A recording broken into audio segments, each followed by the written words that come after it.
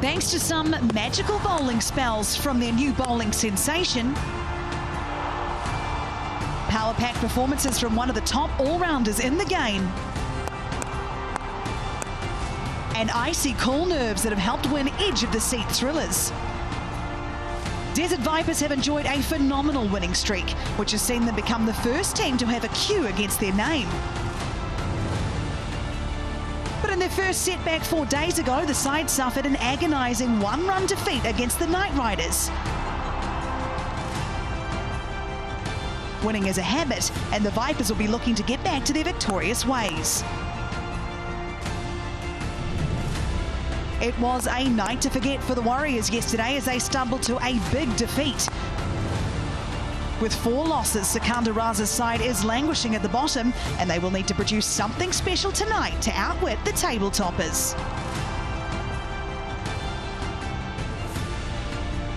Welcome into match 22. It is Super Saturday here at the DP World ILT20, and tonight sees the Desert Vipers taking on the Sharjah Warriorz here at Dubai International Stadium.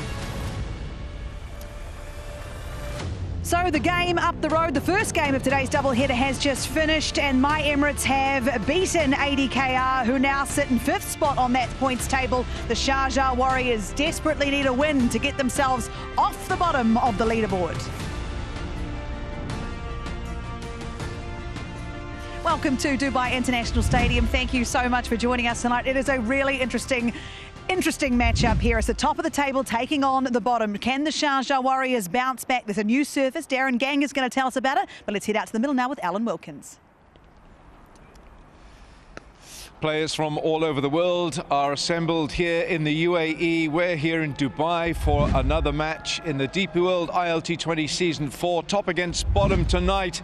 Something's got to give, as the movie says. Kai Schofield is our toss representative. Our match referee, Simon Taufel, wearing the yellow for the Warriors, Sharjah Warriorz, and in green, captain of the Vipers is Sam Curran. The coin has been passed, and Sam?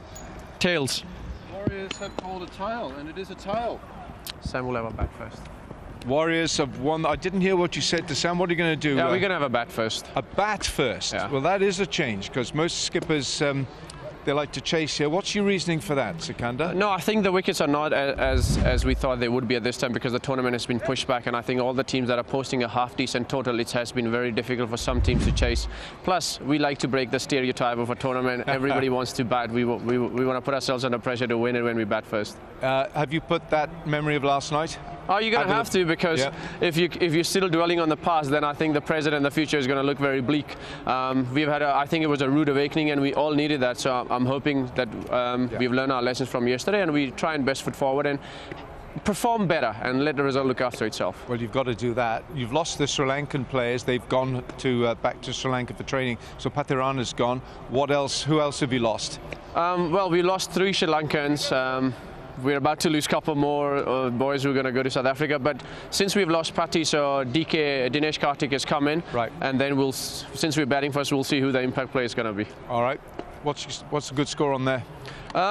It looks like not many 200s have been scored. I think 180 is suddenly a very good score. Looks like on those wickets. So I think if you can get a 180 plus, I think that'll be a good start. All right. Go and get the pads on. Thank you very much. Dear Sharjah.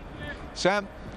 So, you're going to have a bowl first. How do you feel about that? Yeah, we were actually going to bowl as well, so I think it's worked out. But I thought when we lost the toss there, we were going to be batting first, which we haven't done much of. So, yeah, it looks a really good wicket. A bit cooler tonight, so hopefully a good game. You've had the momentum, but you've come off the back of a loss, your first loss against ADKR. What has that done for the squad? Yeah, I think we played 7 games in 15 days. 6 out of 7 we probably would have taken. And yeah, today, a few days off, boys are raring to go again, and hopefully we have a good performance. Where's Lockie? Not saying I'm not enjoying talking to you, but where is he? He's having rest today. We've got a game tomorrow, so I'm sure he'll be back in tomorrow. I think just we've been in a position where we can be smart with our players, and yeah, obviously someone like him who bowls so fast needs a breakdown again. All right, any changes for your lineup tonight? Payne comes in for Lockie tonight. I think that's the change, but there might be others. I'm not that good. All right. Thanks, Sam. Thanks Cheers. very much indeed. Thank you. All right, that's the news then. The Sharjah Warriors have won the toss. Sharjah Warriorz has, he said they're going to have a bat first. So that's a little bit different. Tell you what, Let's have a word with our good friend Darren Ganga, former West Indies captain. What about that? Batting first, and I liked what he said about batting first, and he said, look, I think it's different, and I'm going to balk the trend of skippers bowling first. So what's your take with that and on this pitch? Well, I'm not surprised, because the last two matches we had this season at this venue have been won by teams batting first. So when I look at this surface, I still think that ball will just compete a little more fiercely than bat, and that's because it's a relatively fresh pitch. It's pitch number 3, used twice before this season, and if you look at it, there's an even covenant of grass. It's actually got more green tinge, so that's the freshness that you will get with bowling first. So the Vipers will be happy with that sort of condition, because they might extract swing, seam, and it will create opportunities for wickets. So Sikandar Raza thinks that batting first is a good one, and I kind of like that, because if you put runs on the board, we've seen the average first innings score here for the 10 matches played, 164. So if you can get yourself to 180 batting first, it gives yourselves a good chance of winning. The other thing too, when they have the chance to bowl, there's a little secret we picked up on the previous 2 matches played on this pitch number 3. It's the lengths from the seamers in that second innings. Many of them have decided to go short, good length, when you can actually go in that Yorker band and contain run scoring. So make sure you balance your options as a fast bowler to restrict run scoring, especially in your defense. But it should be a good cricket wicket. Again, it's about execution. It's not necessarily the toss. If you bat well, if you bowl well, and if you take your catches too in this ring of fire, you can secure yourself 2 points. Well, would say the Vipers aren't too worried about 2 points at this stage, seeing as they have qualified, but it is crucial for the Sharjah Warriors if they have progressed any further in the DP World ILT20. I've got Andy Flower and Waqar Younis alongside me. Andy, what do you think of that decision from Sikandar Raza, the captain of the Warriors? Because he's the first captain to win the toss and decide to bat here first in Dubai. It's an interesting decision, is how I describe it. Quite courageous in a way, but whether it's wise or not is another thing. You know, cricket can be a game of percentages. You know, you're always judging risk and reward. And playing the percentages on the toss, most people would choose to bowl here. And we've seen that early swing cause lots of problems in power play. And one of the best sides that have exploited the swing, especially when they bowl first, are the Vipers. They've got a very good seam attack. They're very well organised. They're nicely backed up by Noor Ahmed as the premier spinner, and perhaps Case Ahmed, I'm not sure of the 11 yet. So I'm not sure of the wisdom of that choice. Yes, it's going to be very interesting. There's courageousness, and then there's that. So we'll find out. We will find out very soon. Waqar, when we look at these two sides, you look at the Vipers, they've got the Q next to their name. They're resting their captain, Lockie Ferguson, again. We said goodbye to Hetmyer because he has a hamstring injury, and they've brought in Jason Roy. An interesting decision, given that Jason Roy, in fact, used to play for the Sharjah Warriors last season. So there's a bit going on in terms of the Vipers lineup at the moment, but all in all, you'd have to say they are looking the team of the tournament. Yeah, I think they have a very good balance. You know, you look at their bowling and you see their 4 genuine pacers. They swing the ball. They have got variations also with, and they got 2 leaders. Sam Curran can captain, and Lockie Ferguson, we've seen that how good a captain he is. I mean, they're a complete unit. Yes, they have lost 1 game against the Knight Riders, but 3 days of rest. They've been just away from the game, and they're fresh, and the kind of cricket they've been playing, I'm sure they've forgotten what happened in the previous game against Knight Riders, and they'll come fresh and they'll come hard. It would be hard for the Sharjah Warriors to forget what happened, seeing as it just happened yesterday, but to take on an old friend of theirs in Jason Roy today. We saw him getting his cap earlier with the Vipers. What does that do for the confidence? Because we saw Sikandar Raza play his old team last night. As a player, when you're coaching these players who swap from team to team, what is that like, and how do you talk about sort of your allegiance? Well, the first thing about Jason Roy is he's coming off cricket recently. He played in the T20 in Abu Dhabi recently, and then he went to Nepal to play some cricket there. He popped home and then got the call up to take Hetmyer's place. So at least he's been playing cricket recently. One of the things they have to factor in is he's a top 2 or 3 batsman, and Hetmyer's a middle order batter. So I'm not sure exactly what they're going to do with their batting order.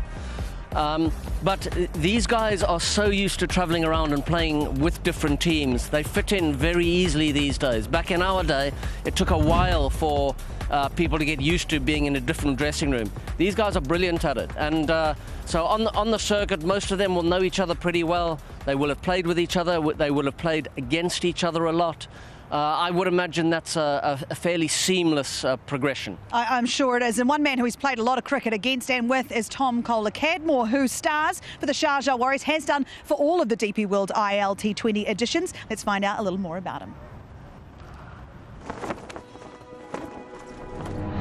My mum's German. Well, I'm eligible to play for Germany. I've got a German passport, and my brother is playing for Germany at the minute.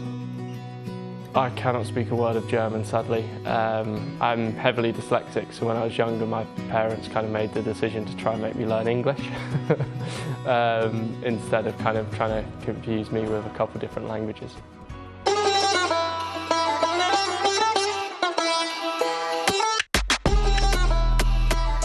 Whatever team I play for, wherever I am in the world, I always kind of try my best and do my best.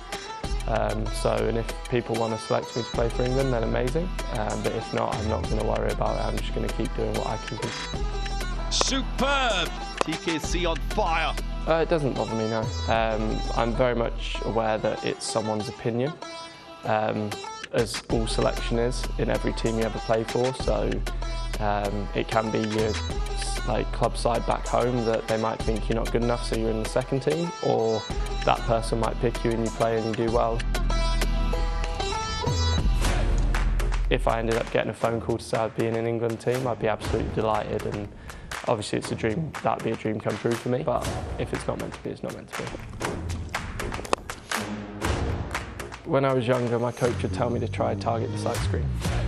Try and hit as straight as possible, and then drag it round kind of the shorter it gets.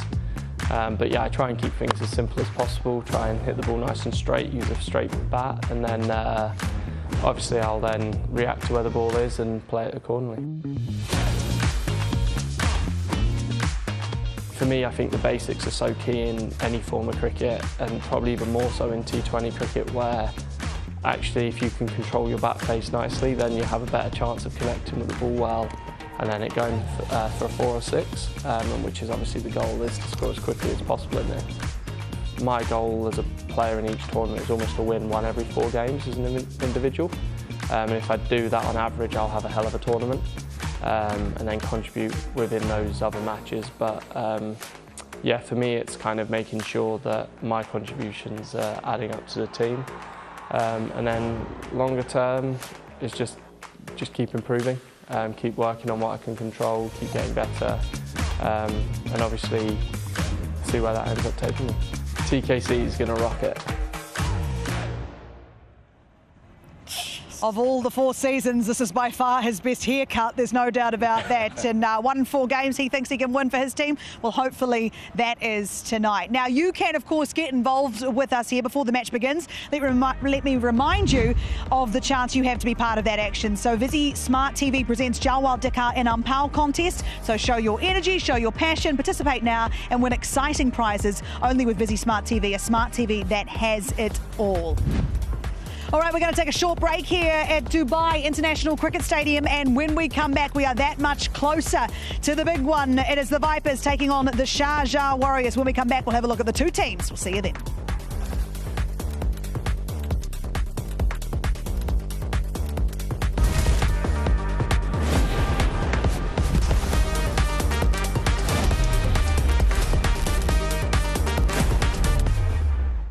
Welcome back to Cricket Safari, Dubai International Stadium tonight for the top of the table taking on the bottom. The Vipers taking on the Sharjah Warriorz. The Sharjah Warriorz, for the first time in this competition here in Dubai, have won the toss and they've decided to bat first. Waka, would you please talk us through the side? Look, they had a heavy defeat last night, so they have to really lift themselves to win this game. So Charles up front, Kohler-Cadmore, they need a good partnership up front, and then there is a young Tom Abel, and then of course James Rue. They're both very young but very talented. Pretorius couldn't really get going. Sikandar Raza will come in. They're missing out a bowler, but I feel that if it comes to changing or being a super sub, Dinesh Karthik might come once Charles get out and they just lengthen their batting, I think that's the way they're going to go. They might have to. And Andy Flower, would you please talk us through this Desert Vipers lineup? Well, I think they're lucky to be bowling first, and they've got some outstanding seamers. 2 left armers in Sam Curran, the captain, and David Payne, who comes in for Lockie Ferguson, Naseem Shah, and the swing bowler of the tournament, Khuzaima Tanveer. They're nicely backed up by Noor Ahmed. And when they chase, Sam Curran has been a master of the chase so far, averaging up towards 80 in any chases in ILT this season. And that's going to happen in the second half of the game. Yes, it certainly is. So an interesting decision, of course, for the Sharjah Warriors. One we'll talk about, I'm sure, until this game finishes, actually. It's going to be an interesting one. But let's look at the Vipers and their success so far in this tournament. And the talk of the town really has been Khuzaima Tanveer and what he's offered. What is it that's made him so successful at this point in the tournament? Well, he's certainly grown. I think his skills have got better since I saw him last year. I think his swing bowling, I know Waka can probably talk about this with more authority than I can, but what he has done well is he's swung it both ways. There's a good example of the in-swinger. There's the outswinger that got James Vince. Watching this in the changing room going, oh dear, oh hang on. But that swing both ways with the odd Yorker and the odd bouncer has been an absolute boon for him this tournament. He has taken wickets, he's looked dangerous, and when he's batted well as well. He's won at least a game with a bat for the Vipers. So he's in great form, he's very confident, and it's brilliant to see a UAE player playing such a dominant role in this tournament. Yes, it really is, Waka. What do you like about this young man? Everything about him. He's a strong lad, and you know, as Andy said, he swings it both ways, and till the time the wickets were helping, he was superb. I mean, he swung the ball and troubled every batter who has bowled, and he's hungry. The most important bit is that he's hungry. He's come from UAE, and you know, he wants to leave his mark, he wants to leave his name for other leagues also to pick him, because he is very handy batter also, don't forget, and a good fielder. So he's a utility cricketer. I feel he's got a very bright future ahead of him, because even talking to him, and he wants to do better and better. So that's what you want to see in a young fast bowler. And as someone who seems to always want to get better, and you know a lot about him and his family, Sam Curran, who tonight has the captaincy armband again. I mean, he just goes from strength to strength, it feels like. You never really see him miss much in a game of T20 cricket these days. Yeah, absolutely. He has been brilliant. This is him batting here. He's put on quite a lot of strength, I think, recently. So from being a clever batsman, he's now a clever batsman that can build an innings and also apply the power, particularly against spinners. He's a good hitter of spinners on the leg side. So you ally that to his bowling skill and his tactical game. He's an outstanding cricketer, having a brilliant couple of years. Oh, he absolutely is, and it's great to see him as a leader, whether he's got the captaincy armband or not. So he's going to play a very interesting role tonight. Just quickly, one word. Who's your team tonight? Vipers. Vipers. Vipers for me. Up the Wars. I'll have to go for the Wars. The poor Sharjah Warriors. All right, we just don't know. When we come back here, the Sharjah Warriors, they've won the toss. They're going to bat first. It's the top of the table, taking on the bottom. Don't go anywhere.